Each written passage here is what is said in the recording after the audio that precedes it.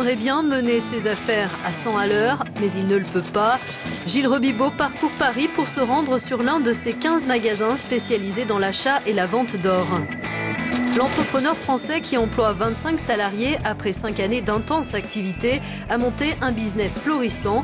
Pourtant, il estime être entravé dans ses efforts car un sport national sévit en France, d'après lui, la chasse aux riches et aux patrons. Nous, dans notre activité, par exemple, dans l'achat d'or, on remet de l'argent dans l'économie. Les gens qui viennent nous vendre des bijoux, de l'or, on leur donne des sous. C'est de l'argent qui est redépensé. C'est que du positif. On se développe, on crée des emplois. Aujourd'hui, le chef d'entreprise n'est pas respecté.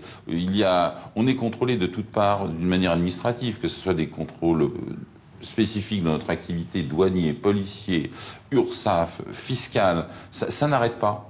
Ça n'arrête pas. On passe notre temps à régler des problèmes au lieu de passer notre temps à se développer. Donc il y a une frustration de notre activité. Laissez-nous faire notre travail et on va apporter à l'économie française, puisqu'en fin de compte on nous demande d'être patriotes. Le chef d'entreprise doit être patriote.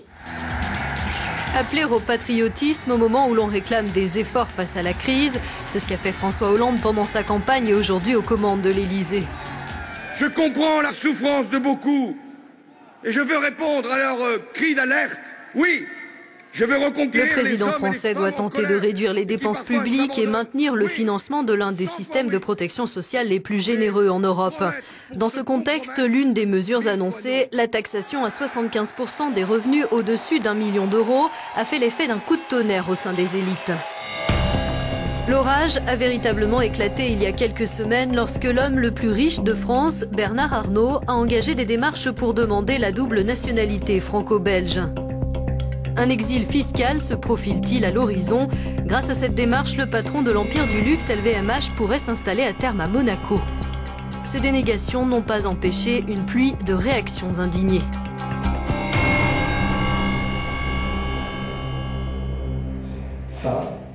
Le sujet est en tout cas un motif de préoccupation pour les grandes fortunes, comme l'a constaté cet avocat fiscaliste parisien, fréquemment sollicité depuis l'élection du chef d'État socialiste. C'est pas qu'on n'aime pas les riches, je dirais, ce qu'on n'aime pas, c'est la fortune acquise, et acquise rapidement. Vous prenez un chef d'entreprise qui s'enrichit très rapidement, tout le monde va se dire, oui, ça n'a pas dû être très honnête tout ça. Hein. Et c'est vrai, c'est vraiment marqué, ça remonte vraiment. Ça va très loin dans l'histoire française. On le voit, je dirais, c'est malheureux, mais le discours qui a été tenu pendant la campagne et après la campagne par le nouvel gouvernement, qu'on le veuille ou non, ça a été un discours très soupçonneux à l'égard des chefs d'entreprise. Que l'on aime ou pas les riches, le problème c'est que le gouvernement français dépense plus que ce qu'il ne perçoit en impôts. François Hollande a promis de trouver 30 milliards d'euros pour ramener le déficit public à 3% du PIB l'an prochain. La taxe des super riches n'est pas la seule arme de ce dispositif qui doit encore être approuvé par l'Assemblée. Les hausses d'impôts s'annoncent générales, sauf pour les foyers les plus modestes. Pas étonnant alors que les plus fortunés envisagent l'exil, même si c'est une injustice d'après certains. Dans un pays où le revenu moyen par habitant est de moins de 19 000 euros par an, les plus riches prendraient les plus pauvres pour des idiots. Moi, ce qui me choque le plus dans ce système de gens qui disent « Ah, je vais être trop imposé » ou « Je suis trop imposé, je vais partir », c'est un peu, allez, il faut utiliser des gros mots, un phénomène de décence.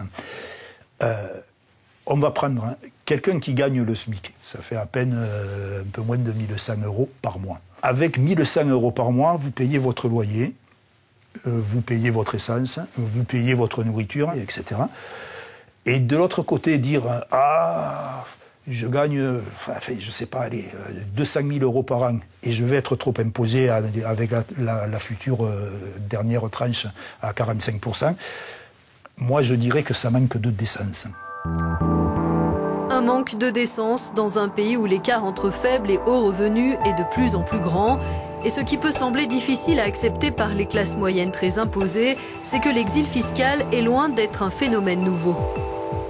D'après un magazine français sur les 10 personnalités les plus riches de France, 6 cherchent à s'établir en Belgique ou en Suisse, où ils résident déjà. C'est le cas de Bernard Arnault, mais aussi des patrons de grands groupes comme Auchan et Chanel.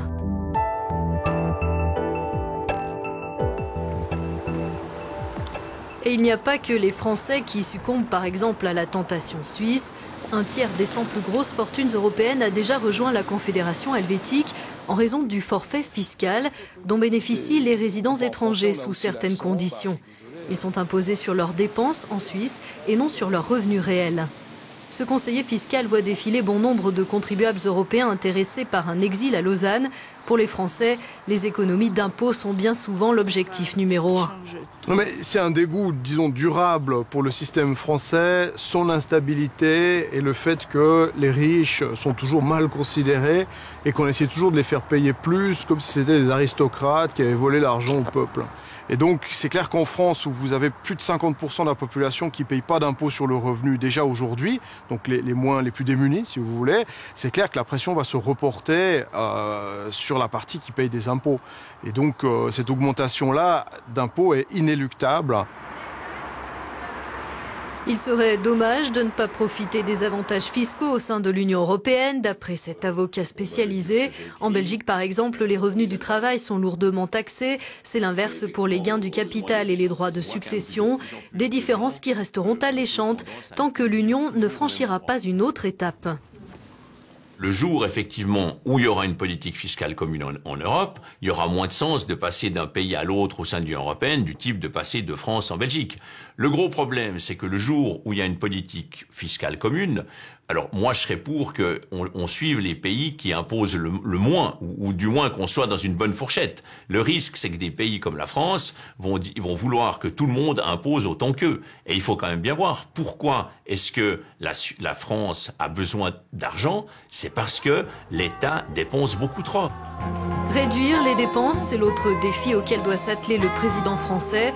D'après certains, pour créer la croissance, la France doit chercher de nouvelles pistes, réformer l'emploi et les retraites et assainir le champ fiscal. Mais dans ce domaine, Paris, seul, ne peut pas changer la donne, selon cet économiste français. C'est un risque réel.